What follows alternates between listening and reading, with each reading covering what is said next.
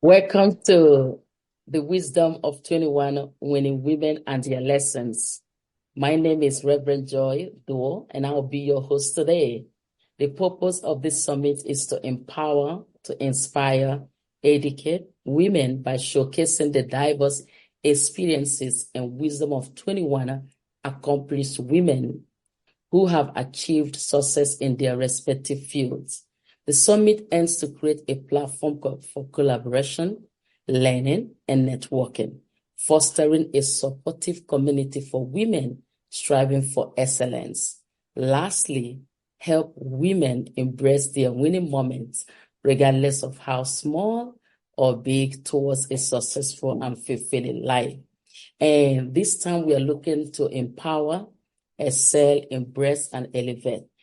In the studio today, which is the best part, we have our coach in the house, Delisa Abraham, who she's a proud mother to Faith and Speckle. I love that. I love that. Delisa learned how to self-publish Dr. Faith, like self-publish a book. Ladies, did you hear that? So she can give you guys some little tip. But I'm just going to open up this morning and say, okay, we know the coach is in the house and we don't want to waste any of your time, audience, to just usher her in and I'm very excited this morning. You can hear it from my tone, right? That I'm very excited today for our next expert who is just going to pour out her journey, pour out, all that she has done, how she ended, how she landed, and how she and her beautiful daughter at the background is just rocking the nations, helping people, and just empowering women, empowering children like my daughters. And hey, she's here for you today. So, Delisa, I just want you to let us know who you are and where you are right now, and all you've done and all your achievement. Take it away. I will try to keep it as brief as possible. Thank you so much for having me on, Reverend Joy. And to everyone that's listening and watching in, welcome. I'm so glad you're here because today it's an exciting day. We're both excited. So you should be Yes, excited too. yes, and, yes. you know, I, as Reverend Joy said it, I'm a coach, I'm a mother. Um, I was a veteran for many years in the military. I worked in corporate. I worked with CEOs and VPs as their executive administrators. So, understanding leadership. I used to teach leadership. I led teams for nonprofit organizations for their events. And then I had a daughter, right? Praise God. And that's when all of a sudden, now with the publishing, as she mentioned, I don't know anything about publishing. So, Mhm. how do you go from all of that to publishing? You have a daughter. I'm excited to dive in wherever this conversation takes us. Oh, awesome, awesome. Oh my God. First of all, I just wanted you to tell us a little about Princess Faith and all that she has, what led to her journey and what brought two of you to this place where you're helping people, empowering people throughout social media and everywhere. We just want to know your background and the work you've done so far, not only with Faith, but other moms out there so that our audience have some few questions for you today. But we just want to get all that out first. Excellent. Well, faith is faith. She was just born ready, as she likes to say. I was born ready, Mm. born knew what she wanted to do. And how this started off before I was pregnant, and I'm not sure if other women, if you're doing this as well, but there are a few that do this. I took the time to actually reflect and go to the Lord to find out who is this child and what type of mother am I supposed to be? And how can I be the mother she needs me to be? Not the mother that I think I should be, because there's a huge difference. So that's how we really started off with that. And because of that, there's lots of work that I did, like shifting the atmosphere in the home, creating that space, and welcoming and ushering the Holy Spirit really to help guide me through that process. What even when I was pregnant and after she was born, and to this day, I still continue that. When that happened, now what is happening is her spirit is being cultivated and crafted. And because she can't speak yet, she's naturally absorbing it. She's consciously now absorbing it. And then her spirit is growing. So when she was born, right away, people will look at her, and I was already getting, this one's different. That way, like, there's this different, there's a difference. There's something about her. There's something. When my mom was sick with cancer at 2 years, when Faith was 2 years old, Faith and our dog Sparkle, they were there helping her and supporting her, loving on her. And that really activated the light in Faith, her purpose for this season in her life.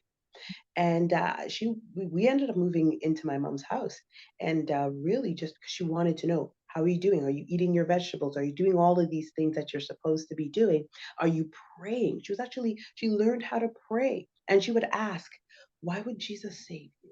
Why does Jesus love me? Why? Like, she would ask questions, and because of the environment that I created, and I wanted to be honest with her and open with her, and also have a relationship with the Lord.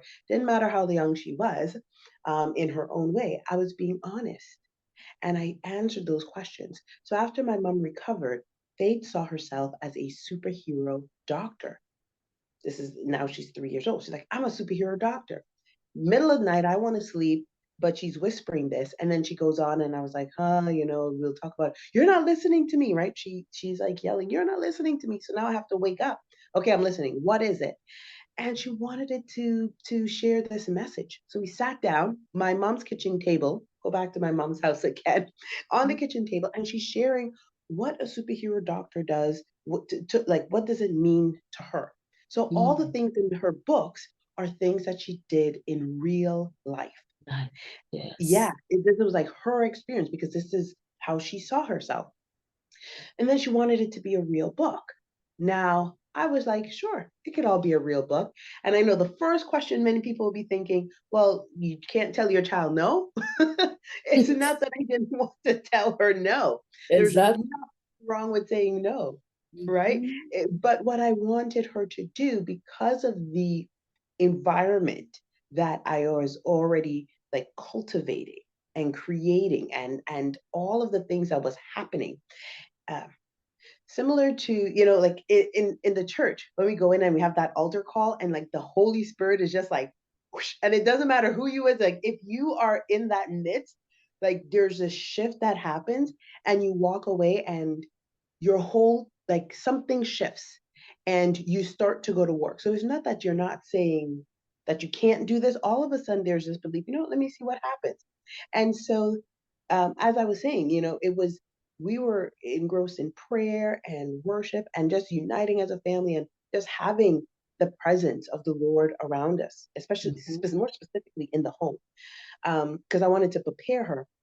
And when that time came, I would call around and say, okay, let's see what happens. Not because I didn't want to say no. I just wanted her to know sometimes we can have an idea, we can have a purpose. And I wasn't thinking of it as a purpose. It was just like her idea at this time. But that doesn't mean that it can go all the way.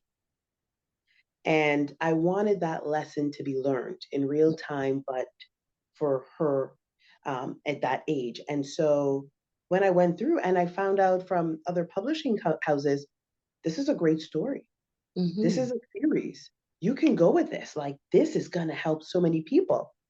And then now it went from, is this possible, to who these rights going to belong to, right? Who is this book rights going to belong to, her or somebody else? So in an instant, it just like my whole perspective shift. And this is how we started on this self-publishing journey. And yes, I have an editor and an illustrator and all of those things, and they helped absolutely 100%. But now I had to get on this journey of learning, but at the same time, going back to the Lord and saying, is this what you were supposed to do? How am I going to do this? And I keep me accountable to ensure that her message of kindness and compassion is like remains constant, the constant. I like that. I love it. There's something you said there that I want every woman watching us to pay attention. Somebody will say, what is special about faith? But I hear Coach Delisa just said what is special about her. And that's why I want you to listen, like pay attention as she speaks, because cultivating the right atmosphere for faith, even while she was in the belly, meant a lot to me. When in the Bible, the story that Mary left to visit, Elizabeth, and when she got to Elizabeth, the child in her womb lay. Both of them had the encounter because Mary went to the right atmosphere and two great people meet up, and they actually even identify themselves in the womb. That is, somebody might read that and like, is that possible? But that is what Coach Delisa is saying that happened here on earth. I introduce the atmosphere. I immerse my unborn child to an atmosphere that I want the Holy Ghost to use her. I want the power of God to be the one that possesses her to come here and become the great child that she is, the unique, the gifted. So not just like a normal head knowledge of a child, but something extraordinary, which is the Spirit of God. So you're asking, how am I going to like, you don't have any child yet, but you believe God someday you're going to have. We are getting one of the best tips. I didn't do that. So trust me, I wish I can go back and do one more child. Because I was just all over with my business. And that is why when we're thinking about the one of the expert, I just want to let the audience, you might ask, why did we choose Coach Delisa? Her story touched me so much, especially having daughters who I really did not start early to give those kind of atmosphere. I love to sing. I sang all the time, but I didn't specifically speak to them while they were in the stomach. And I not only have listened to multiple women that truly, truly have encountered such power from their children for just, cultivating them early. And that is the best part for me. And, with that, we ushered you in, but I know some people have some questions on, your leadership skill, which is, another powerhouse that you have and all that you've done. And one of the questions, I have here that I want to ask you right now is, as a coach, what common challenges do you often observe in individuals seeking leadership development? And how do you guide them in overcoming these challenges? You can even talk to my 9 years old, and the adults too. Absolutely. And, one of the biggest challenges that I see that women coming into is that they don't believe that they're leaders, like right off the bat. Even if they have a great job, even if they're running a company, they don't associate themselves as leader. They will associate CEO, I have a business, all of these other terms.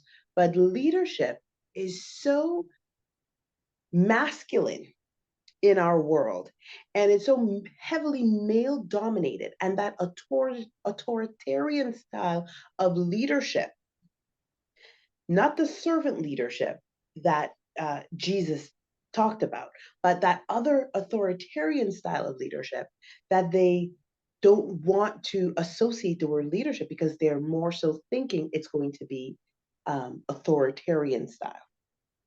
So that is one of the first part in there is that they don't necessarily view themselves as leaders, which they are. I know you're like looking at me like, what? It's good. Yeah. And so that's one of the first things. And so I always have to like shift it. I'm like, well, you are. You have a team, you're doing this. And I will give you guys a really good example. There's a young woman that I did one of my 90-minute sessions with. I have other like longer terms, but for people that just want perhaps like a taste, I have a 90-minute session. And she is a young woman, like 26 or 27. She's getting ready to work with a big company, and she's going to be, she's doing an executive administrator to the CEO of this company, like on the branch, in one of the big companies, like a global company, but she's going to be working with him. And then she's saying to me, people look at me like, I have no value. And she's like, I don't even know what to say. And I completely understand because we've all been in our 20s. And I said, they can look at you any way they want to, but they also recognize these men that are there that are older. They also recognize that they have to go through you. Yeah, they can send them all the emails they want to, but they have to go through you. So I was saying to her, based on my own experience, I don't need any. I'm not even talking about what paperwork I have, but based on your experience, make allies with them. Talk to them. If they come to you and they want to know something about, I don't know, oh, how is he feeling today, for example, Mm-hmm. right?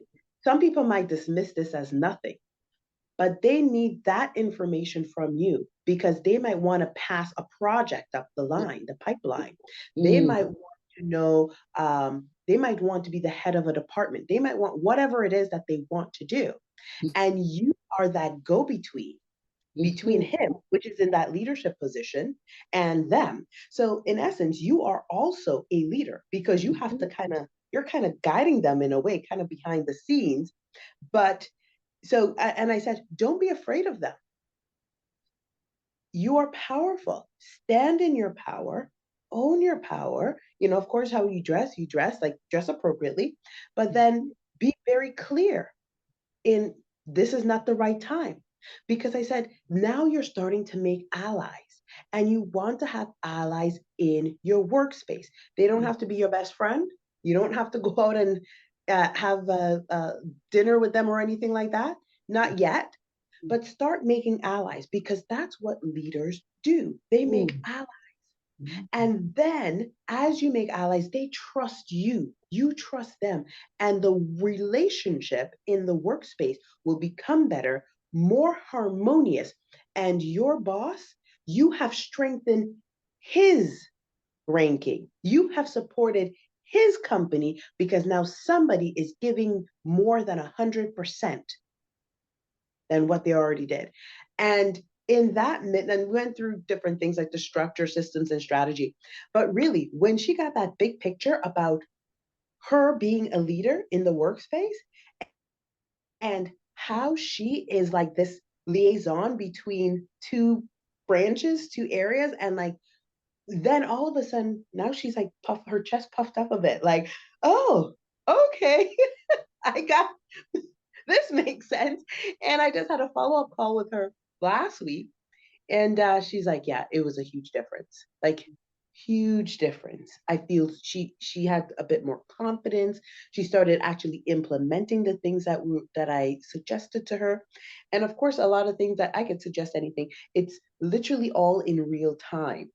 When we have our conversations, everything that I'm saying to you is I want you to apply it in real time and you have to test it because that doesn't mean it's going to work exactly that way, right? There's always a few tweakings. And Yeah. this is where that leadership power comes from. Mm. Oh my God. You, this is deep. Hey, ladies. Oh my God. Let me go to the next question. I will not add nothing. Yes, I'm just so happy that you said yes to this and we are doing it. You have to recognize that you're a leader first. I love that. Yes. Mhm. Manage that one first, then if you let it follow. I love that. I love Yeah.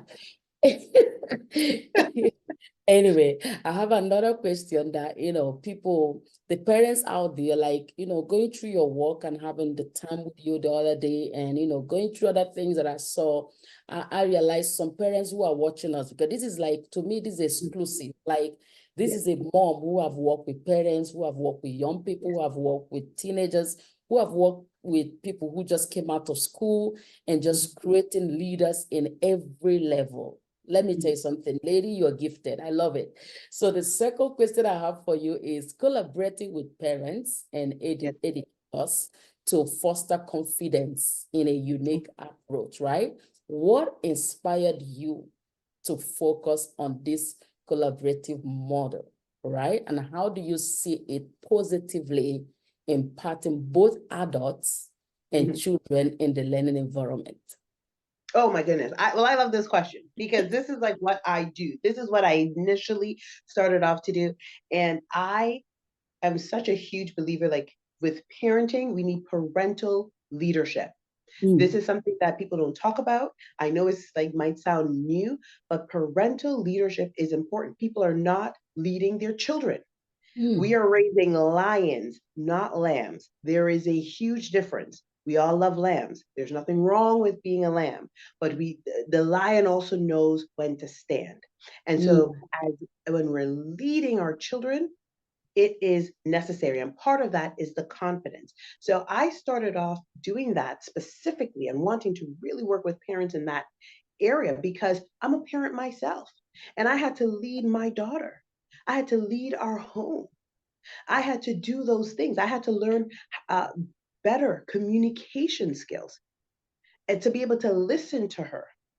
So, yes, we have all these plans and all of these things that we're doing, but part of leadership is listening. L&L, listening. And so as I was listening to her, we were also co-creating that space. And what I found is that the confidence is building. And the confidence is building because my daughter knows who she is. Every year, she knows who she is.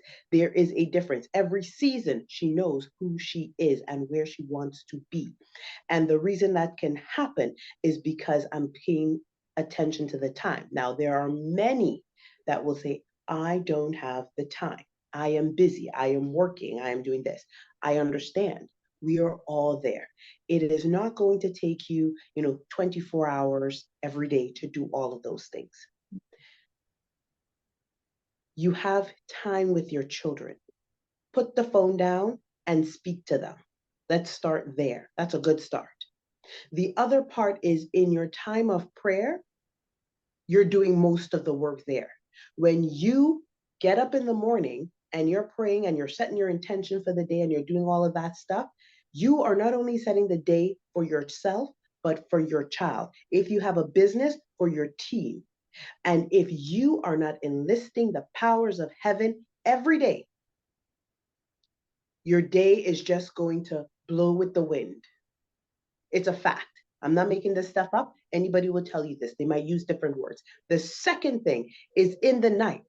Is your spirit working for you? Now, the second part in that is when we go to bed, yes, we tell our children to pray, maybe, maybe not. We're praying, maybe, maybe not. Who knows? I don't know. But activate your spirit, unite your spirit with the word of God, whatever the word is that you're reflecting on for the day, end it, and then put your spirit to work. Because I know we had, like the word tells us, the angels will go forth, the angels are sent forth. Then if the angels are gone forth, how can I still work with the Lord? Right? The angels are doing their part. Let me do my part. Lord, I want to unite my spirit to yours. Give me the teachings. Download it to me. And these things can come in your dreams and or when you wake up. So you will know what is happening with your children. You will know if they're feeling overburdened. You will know if they're being bullied. You will know all of the things that they are not saying. So that nonverbal communication. So we went back in the beginning. I talked about leadership and listening. Now I moved into that aspect and that area of putting your spirit to work to you and uniting with the Lord, because you have to do that, because it's the things that you're doing in the spirit, like that is what is really that driving force to help build the confidence, so that in the natural, when we wake up and I had a dream that, my daughter might be feeling a little sad, or sometimes we're on work and we hear our children calling, like, crying. Sometimes that happens. I've heard my daughter sometimes like crying. And then when I go to her, like this was when she was in a class or in a program, I say, what happened? She would say, oh, I was feeling really sad. I'm like, did you cry? She's like, no, I wasn't crying, but her spirit was crying. And when that happens, because we naturally, as women, as mothers, not women, as mothers, even if our children are adopted or not, we have these connection and a bond with our kids that we could hear their spirit. We will know what is happening. Now, the Lord's already activated. The angels are doing their thing and they will help our children. Yes. But as mothers, because we are aware of what's happening, then it's easier for us to be able to navigate and say, okay, you're feeling a bit of discomfort here. I'm not talking about it in like in the terms of the negative, but I'm going to find a way to empower you, to enrich you, to strengthen you, so you know how to stand if it happens again. So I hope that makes sense what I just said. That is, I don't know about you guys, but as a mom that have been on this journey for my son is going to be 13 on June 2nd. This is one of the best phrase of parenting, motherhood that I've ever had. I'm one of the ladies even on this show that would say, I wish I met you 13 years ago, and just hear all that wisdom. But it's not late. You're watching us, it's not late. You can start today. Even if your children are over 18 and you still speak to them, even if you no longer talk to them, you can cultivate that power in the spirit that's going to lead you to talk to them. I just feel that woman who is there watching, like, seriously, I wish I knew, like me. You can start today. I'm so happy for this. This is one of the reasons why we're doing this summit, because we want to help people. And your voice has been so spiritual and powerful today to me. And I'm blessed. I'm so blessed. Trust me. And, as we continue the interview with the next question, I don't even know. I don't know. I just gonna go ahead, tell us how people are gonna connect with you. Because I believe that everybody watching us right now should find a way. If you're a mom watching us, you need to connect with Coach Delisa, like literally. Even if you just be in her platform and just, listen to her. Let's raise our children together. I live in America now. I've been here for the last 6 years. I don't want to get emotional because this is a kind of interview that I want everybody to be happy. I'm bringing joy to you. So let me leave that. But still, I'll let you know that why she's blessing me today is I am looking at the schools here and the parenting and how, the lives is just choking so much parents that we are not spending enough time. And as she said, it's not about time. You can drop your phone for 5 minutes, 10 minutes, 30 minutes every day and listen to your child, no matter how tired you are. And that is what I believe we need more than ever. I need even now, that ability to listen, and please, let's hear, how do we connect with you? How do we connect with you? Yes, at Faith and Sparkles World, you can connect with me. We are on all the platforms. And one of the important things that you would see when you get online, even if you're just following, you will see my daughter Faith on there. She's on there once a week. And the reason why I'm sharing this story is because I really want the audience to know, and I want every mother to understand, especially if you have a business or maybe your child has a gift and you're thinking to yourself, oh, I want to put my child out there. And now we're living in such a time where we have to be very vigilant about what we're putting out, especially in terms of our children. So you will see my daughter on the social media, but she's only on there maybe once a week, once every 2 weeks. And the reason why is because she has that voice that I've, I'm very grateful that I said, okay, I want you to have a voice, and I trained that voice. And she will go on and she will share whatever message that she might have about reading, or she might share a message about being kind, which is her message. Um, and the reason why that happened was because my daughter went through severe bullying, and she had to learn to stand when she was being bullied, which she did. And then months went by and there was silence. And the boy came back again after a few months. And then he threatened her. He threatened her life. And he's 5 years old. Now, there is a whole bunch of things that can be said about that. My daughter was not afraid to tell me. And when we shared this on our social media channel, there were a lot of parents who said they did not know their sons were being bullied, their daughters were being bullied until their children came home with bruises on their face and body. and or the child was ready to say, I can't live on this world anymore.